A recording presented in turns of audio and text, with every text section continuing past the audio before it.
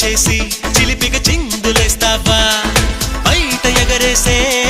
పరుగా బాబా సీత కన్నేసి చెలియకి అందనంటావా